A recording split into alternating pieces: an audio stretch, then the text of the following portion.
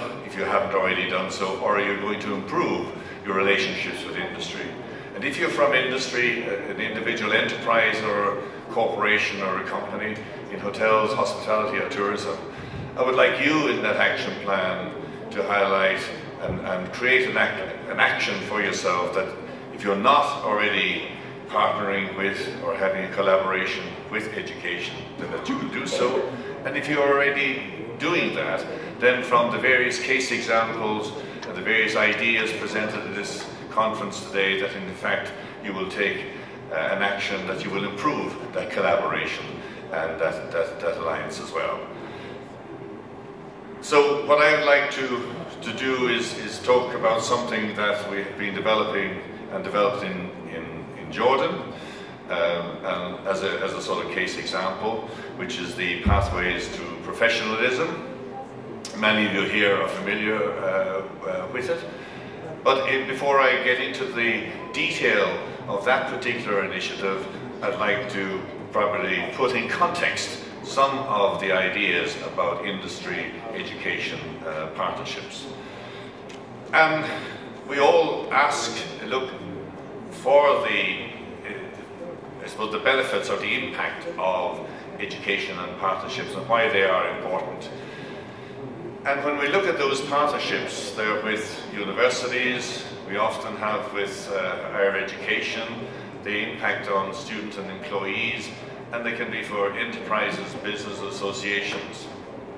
And they really come about in terms of probably funding concerns. They also come about in terms of the availability of data, insights, research, intellectual capital. They also come about on the need and the possibility for lifelong learning and professional development. And in particular, and a lot of people have mentioned it today, in the context of Jordan, some labour market challenges. So these are some of the reasons why we have these partnerships, or that we promote these partnerships, and indeed why we feel that these partnerships are absolutely right now for Jordan. I suppose from a government perspective, these are some of the ideas of why they are important from a government level. From an industry's perspective, they can provide research to support innovation for employees to help competitive advantage. So there is an industry benefit for it, as well as a government benefit. In the context of the university, then they provide the opportunity, as the previous speakers have said, to respond to government policy, to meet the needs of industry, to create new revenue streams as well. And I suppose from the student or an employee perspective, in the context of working with industry, access to programs, and also increasing competence, improving employability and career prospects as well. So it is a win-win situation for many of the stakeholders involved. And I suppose when we look at this collaboration, you know, we have universities on one side, industry on the other side, both of you represented here today. How can we create those sort of win-wins? If you look at it in terms of the need for insights, research, knowledge, then from the industry point of view, they need this to be able to innovate because it is state-of-the-art research. From a university's point of view, they have the research expertise, they have the knowledge, they have that intellectual capital. There's a need to bring those together. In terms of program design, from the university's point of view, we've heard this a lot from our university colleagues, there is a need to make sure that the curricula is updated and developed based on industry needs. From the industry point of view, it is important that they understand the current and the future learning needs that the universities are responding to, and they make sure that we get that fit between them. In terms of professional development, other opportunities to create win-wins, the industry need to build a managerial competence. And also, as Chris said, in terms of the professional competence as well, in terms of craft. The universities, again, they need to be able to offer cutting-edge executive education or professional development. That's the opportunity how they can create a win-win partnership in the area of professional development. In terms of accreditation, the industry and the people and the employees in the industry need to have their learning accredited. There is a demand out there now for the recognition of learning, and we are in the era of qualifications and of credits. From a university point of view, they need to promote the value of professional qualifications in that sort of relationship, in that sort of way. And I suppose, again, we've talked about and reference alumni associations today. Alumni associations from a university perspective is access to their graduates in industry, key posts in industry, and also the opportunity to build future funding streams, because funding will become a challenge for universities, not just in Jordan but worldwide going forward. From an alumni point of view, there's the opportunity for those in industry to create that and to build professional networking with their university.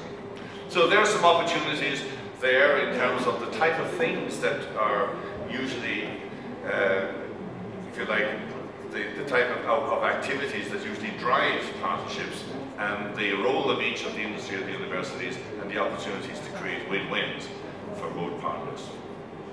They involve over many forms and evolve over time, from informal contacts maybe through the alumni to formal cooperation. We talked about SLAs and MOUs being examples of that today. Project collaborations in either executive education or in research, and then full joint ventures. Again, examples of those today. So it depends where you are as a university on that sort of matrix, or indeed as an industry where you want to be in the context of that. If you look at it in terms of the best practice as well, you know, leadership is critical. Somebody in industry or in education needs to take leadership, needs to drive the partnership if it's going to be successful. The flexibility in terms of the understanding and respecting each other's often constraints or, if you like, flexibilities.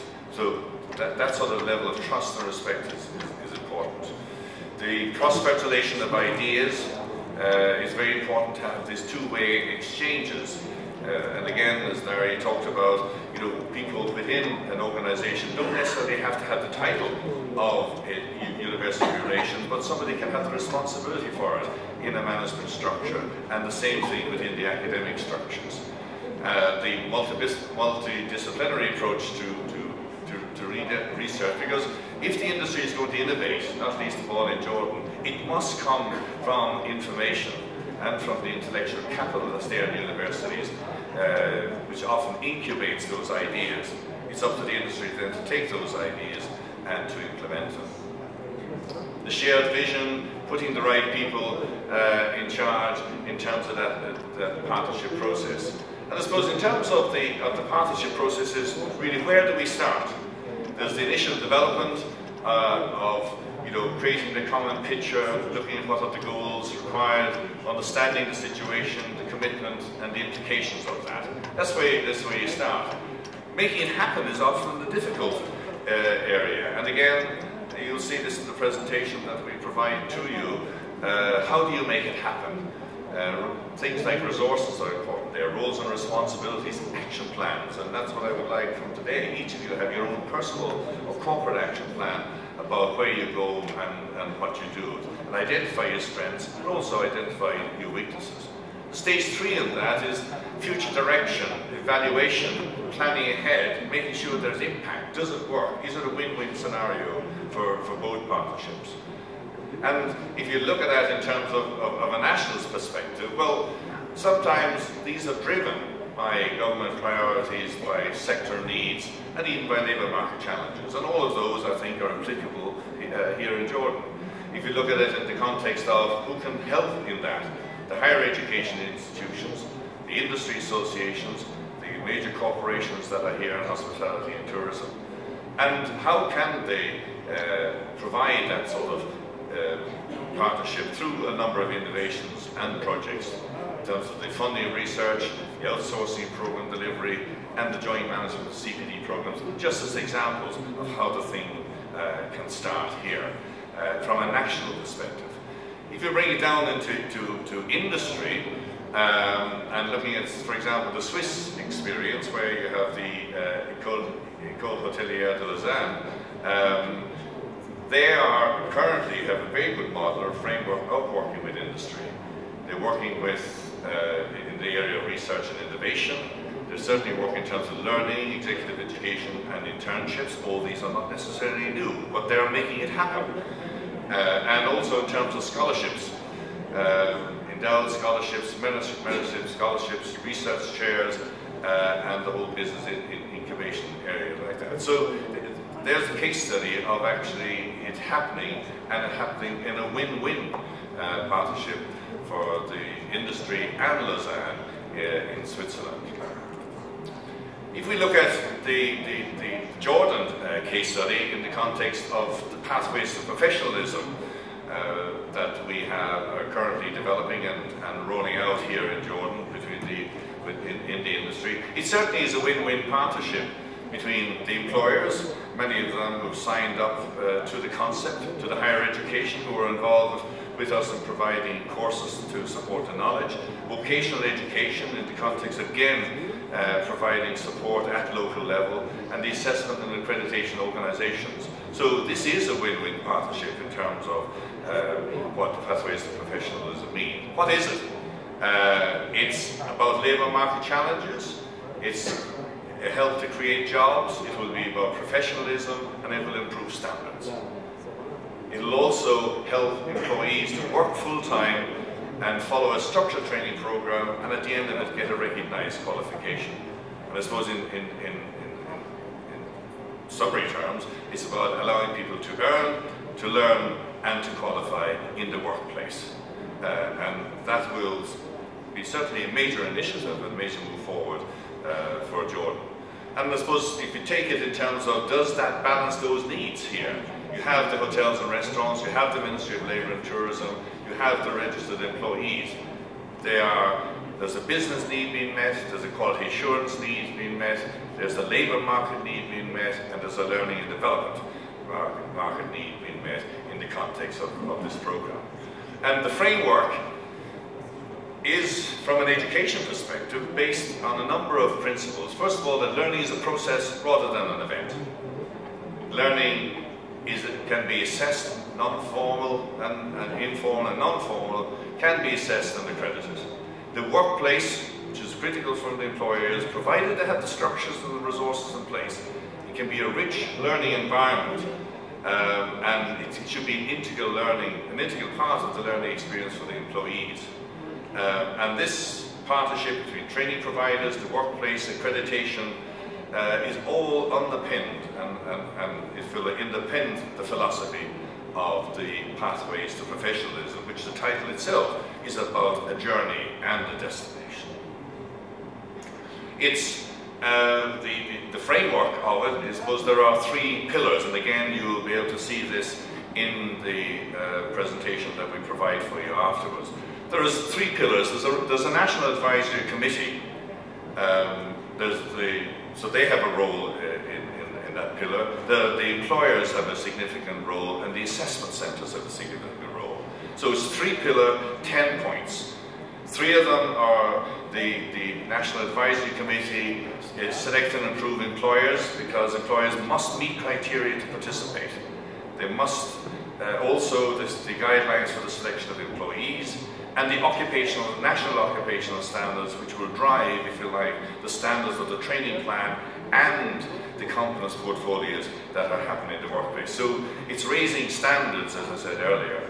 The employers, they must have internal verifiers, they must have approved trainers, they must have training plans, they must have competence portfolios, and they must have the structures in place to verify and validate the performance and the learning on the job. And all the sort of supports are provided for employers to do that. Then the assessment centres, again, the concept of an assessment centre, focusing it at levels 2s and 3s, using that the independent external assessment centre to validate performance and validate competence. And if that competence is achieved, if that competence is met internally and externally, then the employee is awarded a national certificate of competence through the VTC and through SACA as well. So, you know, it is very much a journey of processes. For the employers, it will attract and retain employees. It will highlight those employees that are motivated and have potential. And again, it is well established that employees working towards a qualification are more productive and motivated. But more importantly, it will provide for those employers participating the status of an employer of choice, because those who want to work, earn, learn and qualify will want to work for you and with you. And it also, the employers who are able to provide this program will be recognised as those that are committed to learning, committed to development, committed to standards and committed to professionalism. And that's why people will make a choice, whether you're experienced or not experienced, you want to work for that employer. That's why the employer of choice status is very integral to this. For the employees, you know, they are quite obvious. There's training, there's learning, there's motivation, there's accreditation, there's earning, there's learning, and there's qualification at the workplace. And in the context of the structures of the scheme that are in place, it's about, you know, the employers need to select those employees, put training plans in place, have a very strong quality assurance, have internal and external assessment, and provide the necessary accreditation awards. So there's a very strong, if you like, validation and verification process in all of this. In the workplace, this is at work. And this is where the workplace can be rich learning, with education providing the knowledge base, and with the qualifications bodies providing the accreditation. That's true partnership in relation to that.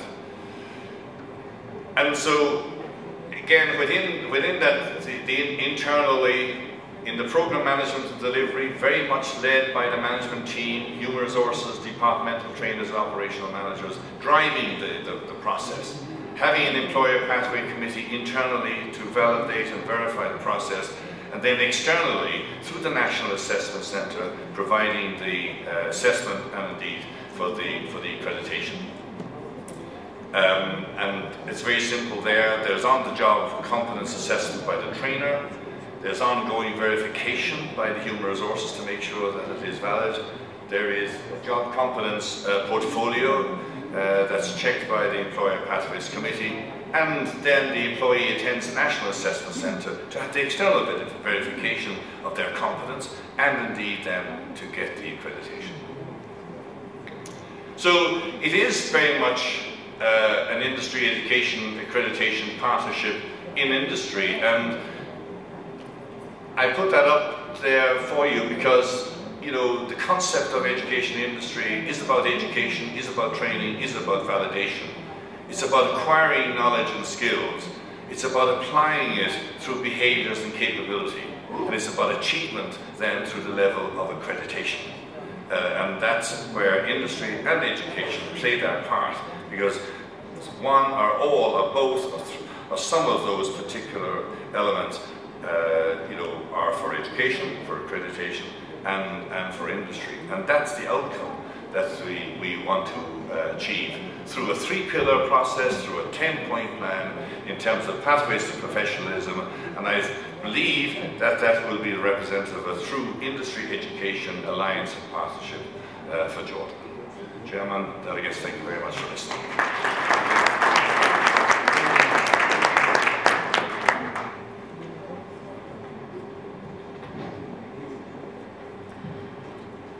Thank you, Dr. Tony.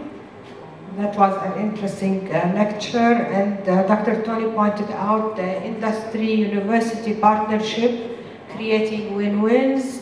He emphasized on the importance of the force of partnerships, strategies for such a process, and the benefits of both employees and employers. I think this will help us to pave the relationship that we can build upon between academia and tourism industry. Now the second speaker is Mr. Paolo Grigoli.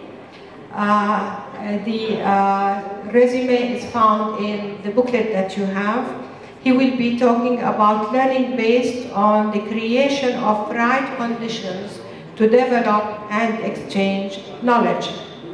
Mr. Paolo is from Trentino School of Management from Italy. Welcome with me, Mr. Trentino. Good morning to everybody. As Joe said, we are going to break some rules. We have listened to 10 presentations, and I think that's most of my colleagues made a really incredible job, and so I will tell you a story and try to focus my contents in that story. I come from a small province in the north of Italy, which is surrounded by the Dolomites. And so we'll tell you a bit about the story of the place where I come from and why we are doing vocational training and activity in the management of tourism. But first of all, thanks to the people that invited me. First of all, Ibrahim Osta, that I met in Trento at the end of November. And I said to him, I'm really glad to come to Jordan because it was my first journey outside Europe when I was 18. My first flight was Rome to Amman, and then I went to Petra. And the emotion that I got in Petra was I never forgot. So I mean, I'm really happy to be here for this, and I hope after 27 years that I will be emotion again going back tomorrow there. Because tourism is really a hard history about that. So this story, the place where I come from, I say that it's a small place in the Dolomites, in the Alps, and there was a place where people went abroad to work. Then Brits came and they discovered the Alps. So they made us understand that Dolomites, that the mountains are a great environment. So we need eyes from outside to discover that our place is a good place to live or to discover. And we started the tourism movement 100 years ago. And the people who were able to climb the mountains became the guides. The people who were able to open the house become hoteliers. At the moment, I give you 3 numbers. In our province, we are 500,000 people, and we have 5 million arrivals every year. That means 30 million overnights every year. And that's made of 1,600 entrepreneurs that are hoteliers. So small hoteliers that usually have something like 60, 80 rooms, but they own their business. They are entrepreneurs. We have thousands of restaurants, and everyone has its own restaurants. So what we developed is a model, which is a community model. So the other thought that I like to put on the tables of all the people here is that we have 2 possible developments if we have to make 2 extremes. One is a corporate model, and the other one is a local development model. So we have to decide what do we want. So if we want to spread the possible richness coming from tourism among many people, or if we want the corporate system to develop our resources. I think that's something that we have to put on the table, first of all. So, under my point of view, as a director of a school, I have to understand if I want to prepare people to work in the industry, or I need to prepare people to plan the development of a country. I think this is the difference. Because who decided that I need 25,000 workers in the sector? This is the question, I think. I think we have to put the question on the table about who decides for the local development.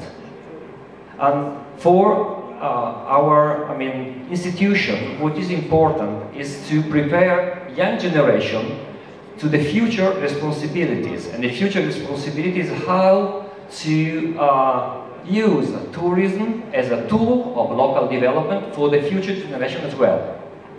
Because what we have seen in Italy, in Europe, a lot of other countries, is that tourism without a planned development destroys the resources. And this is something that we have to keep in mind. So our mission as an institution made of the university, Chamber of Commerce, and the province, so the local authority, is to prepare the young generation for a future development that keeps the hands of development within the population and spread the richness of tourist development in the largest share of the population itself. So we focus on the development of a destination, not working in some specific sector of the industry. So we focus really on the idea of local developments, and to one of the basic things that we are trying to work on is governance. So who is going to plan the future development? So who is going to own the resources based on tourist development? So mountains are publics.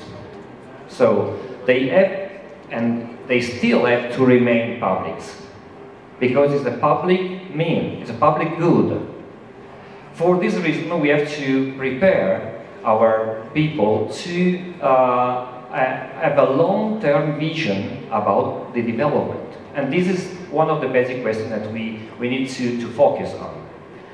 Then, of course, when you work on the destination marketing and destination management, you have to be really careful about the 4P of the marketing, product, place, promotion, price, because you don't own all the elements. So what does it mean to make the pricing of a destination? When you have 1,600 hoteliers, entrepreneurs on your small destination, what does it mean to create a positioning based on pricing? You don't own that element of the marketing strategy. You don't own the product as well. So that made the things more difficult. And then the other things that we are trying to understand as far as the destination marketing is concerned, is not only with the marketing strategy, is always even the idea of motivation. We are trying to move the idea from a destination marketing to the idea of motivation. So people come to us not only because of the brand of a destination, but because of a motivation. So we have to create products. And create products means to find out our target. So people come to us because of skiing, because of climbing, because of trekking, because of wellness, because of enogastronomy. So we have to find out the products, and when we have the products, we have to find out the target in the different markets. The other problem we have is that competition is getting higher and higher, you know that. And if competition is getting higher and higher, you have to create products different from the others. So you have to brand your destination as something different from the others and create motivation different from others. And then try to find out the market where that motivation can be sold. So this is the process we are studying the way, and the process we are trying to put into our classes. So the strategic asset now is to think about the future development, because nobody, I mean, and Ibrahim said at the beginning of the session this morning, nobody goes to a destination just to sleep in a hotel. I think it is a simple truth, but if you speak with the people working in hotel, they say they come to me. Probably this simple truth is not so commonly spread. So we have to find out the reason why, so the unique selling proposition of the destination, and on that we have to find out the way to create the tourism product. For this reason we have to find out the new competencies of young people able to create the product and able to market this product. And especially where I come from, we have to create a new sense of responsibility in a new generation, because tourism has always been a tool, a means of political consensus. Now, we have to make people understand that tourism is an economic phenomenon, and on tourism, thousands and thousands of families can live on it. And they keep on living if we plan this phenomenon for the future generation as well. So we are